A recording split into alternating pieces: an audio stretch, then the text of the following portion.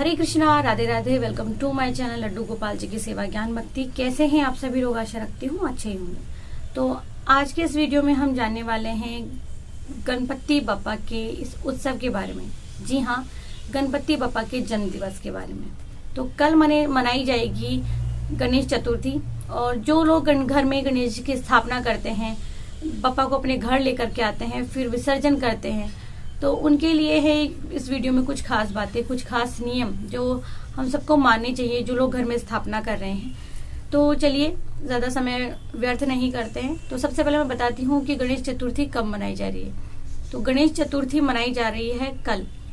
जी हाँ, कल वार पड़ रहा है बुधवार को इस बार, यानी कि बहुत ही शुभ दिन जो है गणेश चतुर्थी आई है। तो बहुत सालों बाद में ऐसा हुआ है कि गणेश चतुर्थी और ये जो वार है बुधवार, गणेश जी का वार, वो दोनों एक साथ पड़ रहे हैं। तो कल गणेश चतुर्थी मनाई जा रही है और धूमधाम से आप सभी लोग गणेश चतुर्थी मनाना। तो जो लोग गणेश जी को अपने घर 10 दिन के लिए, 5 दिन के लिए, 7 दिन के लिए लेकर के आ रहे हैं, वो कुछ विशेष नियमों का पालन करते हैं। जैसे कि वो मैं आपको बताती हूँ। जो लोग घर में नॉर्मली पूजा करते हैं उनके लिए मैं बताऊंगी कैसे पूजा करते हैं। तो हमारे जो हिंदू धर्म में है, गणेश चतुर्थी का जो त्योहार है बहुत धूमधाम से मनाया जाता है। जो व्यवसायी हैं, जिनके यहाँ शॉप है, जिनका खुद का बिजनेस है, दुकान है, वो लोग भी गणेश जी की पूजा करते हैं, और हम सब लोग भी अपने घर में गणेश जी की पूजा धूमधाम से करते हैं। तो जो लोग दुकान पर करते हैं वो नॉर्मली पूजा करते हैं, फूल माला मतलब अभिषेक करवाते हैं, जल से फूल माला वगैरह रखते हैं और प्रसाद रख देते हैं। लेकिन हम लोग घर में जो गणपति जी की स्थापना करते हैं या केवल एक दिन की पूजा करते हैं, वो लोग धूमधाम से गणपति जी का ये त्योहार मनाते हैं। तो भाद्र के महीने की जो चतुर्थी है, यानी कि चौथा दिन होता है, चौथी, जैसे प्रतिपदा होता है, द्वितीया, तृतीया, चतुर्थी, उसी तरह से ये जो चतुर्थी तिथि है इसको गणेश चतुर्थी कहा जाता है। भाद्र महीने की शुक्ल पक्ष की चतुर्थी तिथि, और इस दिन को गणेश जन्मोत्सव के रूप में धूमधाम से मनाया जाता है। तो आप सब भी धूमधाम से मनाएं, गणपति बप्पा को घर लेकर के आए। तो ये जो गणपति जी की स्थापना होगी, स्थापना के बाद में 10 दिनों तक ये धूमधाम से ये जो उत्सव मनाया जाता है, ये मनाया जाएगा 9 सितंबर तक। तो कई लोग ये केवल 3 दिवसीय मनाते हैं, कई लोग 5 दिवसीय मनाते हैं, कई लोग 7 दिवसीय, कई लोग 10 दिन का उत्सव मनाते हैं। तो ये प्रॉपर आपके ऊपर है कि आप लोग कितनी दिन का उत्सव रखना चाहते हैं। कई बार महिलाएं गृहस्थ आश्रम में सेवा पूजा करती हैं। तो गणपति पूजा का जो ये पहला चरण होता है, हम उसकी ओर चलते हैं। तो जो महिलाएं जिनका मासिक धर्म आने वाला है या मासिक धर्म आकर के गया है, या जो महिलाएं 10 दिन की जो ये 10 दिन का जो उत्सव होता है वो नहीं रख पाती, वो 3, 5, 7 इनका भी रख सकते हैं। पहला चरण होता है, जो हमारे गणेश जी का पहला चरण होता है पूजा का, वो ये होता है कि हम बाजार जाते हैं और गणेश जी की कोई भी प्यारी सी प्रतिमा अपने घर लेकर के आते हैं। उसके लिए कुछ बातों का ध्यान रखना होता है। वो ये है कि जो गणेश जी की प्रतिमा होती है उसकी जो हम सूंड देखेंगे सबसे पहले, वो बाईं ओर होनी चाहिए। घर में जब हम स्थापना करते हैं तो बाईं ओर के सूंड वाले गणेश जी को स्थापित करते हैं। दूसरी बात ये कि घर में जब लेकर के आते हैं उससे पहले हमें व्यवस्था करके जानी चाहिए। घर में प्रॉपर सजावट का, जहाँ हम गणेश जी को स्थापित करने वाले हैं वहाँ वो जगह शुद्ध करना, गंगा जल से पवित्र करना, डेकोरेशन वगैरह सब कुछ आप पहले से ही निश्चित कर लें। अपने साथ में लेकर के जाए लाल रंग का कपड़ा। जी हाँ, गणेश जी को जब आप शॉप से लेकर आ रहे हैं उनकी सेवा, तब आप उन्हें लाल रंग के कपड़े से ढक कर लेकर के आए। दूसरी बात, जब आप गणेश जी की सेवा लेकर के आ रहे हैं, शॉप से प्रतिमा लेकर आ रहे हैं, तो गणेश जी का जो मुख है आप सामने की तरफ रखें, अपनी तरफ ना रखें। गणेश जी से वहां अपने घर आने के लिए कहें, हाथ जोड़कर प्रार्थना करें, हे बप्पा, मैं आपको अपने साथ में लेकर के जा रही हूँ, रिद्धि सिद्धि के साथ में जरूर से पधारिएगा। और हाथ जोड़कर प्रार्थना कीजिए, हे बप्पा घर पधारिए, सेवा का मौका दीजिए और रिद्धि सिद्धि के साथ में पधारिएगा, हमेशा मंगल कीजिएगा और कष्टों में हमारी सहायता कीजिएगा। इसी के साथ में आप बप्पा को अपने घर लेकर के आए। पहले से आप चाहें तो गाजे बाजे की व्यवस्था कर सकते हैं, घर में शंख बजा सकते हैं। जब बप्पा को अपने घर लेकर के आए, द्वार पर उनका स्वागत जरूर से करें। घर वालों से कहें कि वो तैयार रहें, जब बप्पा को आप अपने घर लेकर के आए, जो जोर से स्वागत करें बप्पा का। साथ ही में देखिए, जब आप प्रतिमा ले रहे हैं तो कुछ बातों का विशेष ध्यान रखना होता है। कई लोग प्लास्टर ऑफ पेरिस की लेकर के आते प्रतिमा, कई लोग बहुत सारी मार्केट में है प्लास्टिक की भी आती हैं, कुछ अजीब सी धातु आती है उसकी भी लेके आते हैं, बट नहीं, आजकल बहुत सारे मार्केट में जाके देखेंगे तो आपको इको फ्रेंडली गणेश जी मिल जाएंगे।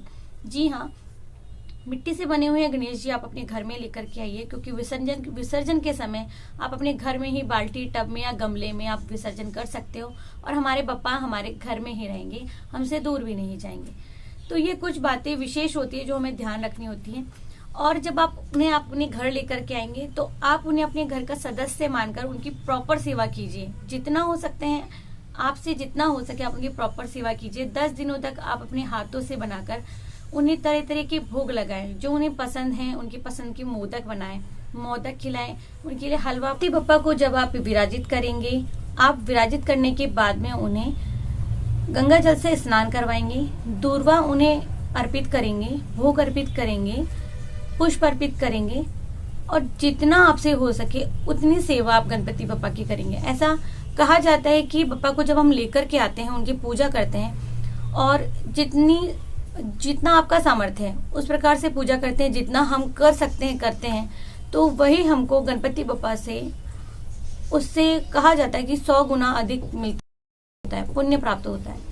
कि गणपति बप्पा की पूजा में ऐसा ही होता है कि हम अगर सुख शांति के लिए पूजा करते हैं तो घर में भी जब हम 10 दिन के लिए गणपति बप्पा को विराजित कर रहे हैं तो घर में सुख शांति का होना सबसे पहले बहुत अति आवश्यक हो जाता है। घर में क्लेश ना हो, आप झूठ ना बोलें या किसी भी प्रकार से किसी को भी कोई किसी प्रकार की हानि ना पहुंचाए। अगर आपसे त्रुटि हो जाती है तो भगवान जो गणेश जी हैं उनसे हाथ जोड़कर मुझे माफी मांगे कि हे गणपति बप्पा मुझे क्षमा कीजिए। और वैसे भी हम इंसान रूप में हैं तो गलती होना स्वाभाविक है, गलतियां हो जाती हैं हमसे।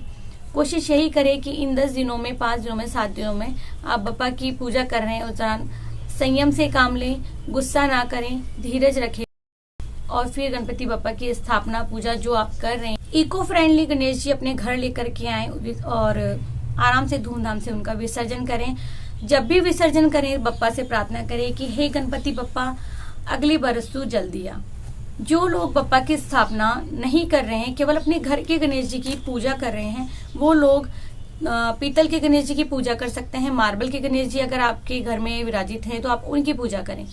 लेकिन जो स्थापना कर रहे हैं वो कुछ बातों का ध्यान रखें, पहले से सारा जो है पूजा का बंदोबस्त करके जाएं। दूसरी बात ये कि जहां आप पूजा करने वाले हैं, उनको स्थापित करने वाले हैं, वहां लाल रंग का कपड़ा बिछाइए, अष्टदल कमल बनाइए, स्वास्तिक बनाइए। एक थाली पूजा की जो आपके घर में या तो आप 10 दिन रखेंगे या डेली उसको शाम को मांझ देंगे, तो उसमें भी स्वास्तिक बनाइए। साथ ही में कलश स्थापना कीजिए। संकल्प जो आप ले रहे हैं, जितने दिन की पूजा करने का संकल्प ले रहे हैं, संकल्प लीजिए और बप्पा से कहिए कि आप इतने दिन तक विराजित घर में रहिए और हमें सेवा का मौका दीजिए। दूसरा कि किसी भी पूजा में कुछ बातों का विशेष ध्यान रखना होता है, नियमों का ध्यान रखना होता है। बप्पा की पूजा में भी वही है, तो साफ सफाई का प्रॉपर ध्यान रखना है। भोग और उनका जो, मान लीजिए घर में जब मेहमान आता है तो हम उन्हें चाय पानी या दूध के लिए या खाने के लिए सही समय पर उनको भोजन करवाना, सब बातों का ध्यान रखते हैं। वही हमारे बप्पा के लिए ध्यान रखते हैं। रोजाना सुबह में आपको जल्दी उठना है, स्नान करना है, स्वच्छ वस्त्र धारण करने हैं। बप्पा को रोज स्नान करवाना है। दूर्वा आपको रोजाना अर्पित करनी है, उसी दूर्वा या फूल से आपको बप्पा को स्नान करवाना है, तिलक लगाना है, भोग प्रसादी अर्पित करना है, फूल अर्पित करना है और आरती करनी है। आप चाहें तो बप्पा की कथा भी सुन सकते हैं। बहुत सारी बप्पा की कथाएं हैं जो आप रोजाना सुन सकते हैं, कीर्तन कर सकते हैं घर में बप्पा के नाम से। तो ये सब आपके ऊपर यानी कि भक्त के ऊपर निर्भर होता है कि वो कितना क्या कर सकता है, अच्छे से कर सके आप कर सकते हो। तो ये कुछ बातें होती है विशेष ध्यान रखने की कि बप्पा को, गणेश जी को यानी कि हमारे जो गणपति हैं उन्हें तुलसी अर्पित नहीं की जाती है, तो तुलसी अर्पित ना करें। और बप्पा का जो स्नान करवाया हुआ जल है वो भी आप तुलसी में ना डालें। तो कुछ विशेष बातें होती हैं, उनका ध्यान हमें रखना होता है। अगर आप 10 दिन के लिए कर रहे हैं, 5, 7, 3 दिन जो भी कर रहे हैं, बप्पा के जो भोग हैं जो उन्हें लगाए जाते हैं, आप उनका भोग उन्हें लगाइए। और गणपति बप्पा को जो आप द्वार पे लेकर के आते हैं उन्हें आरती अवश्य करें। साथ ही में पान का पत्ता पूजा में जरूर से रखें। एक लौंग का जोड़ा, इलायची, सुपारी, ये सब बप्पा की पूजा में काम आते हैं, तो वो अवश्य रखें। दूसरा, जब आप बप्पा को जहाँ स्थापित करेंगे, बिठाएंगे, विराजमान करेंगे, वहां पर आपको 4 बिंदी लगानी है, एक हल्दी की और एक रूली की, यानी कि दोनों 2 साइड में।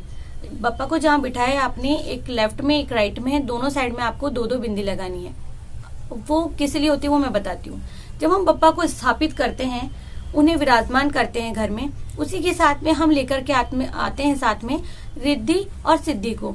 तो हम बप्पा के साथ में दोनों तरफ रिद्धि और सिद्धि को विराजित करते हैं। वो जो बिंदी हम लगाते हैं रोली की और हल्दी की, वो उन्हीं के नाम से लगाते हैं। तो जब हम बप्पा को विसर्जन करते हैं तो वो बिंदियां वहीं लगी रह जाती हैं, यानी कि हमारे घर में रिद्धि सिद्धि हमेशा विराजमान रहती है और रहनी चाहिए।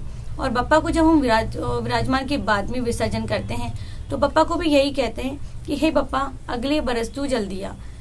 तो ये कुछ छोटी मोटी इन्फॉर्मेशन थी जो मैंने आपको इस वीडियो के माध्यम से दी है, और आशा करती हूँ कि आपको ये वीडियो बहुत पसंद आएगी।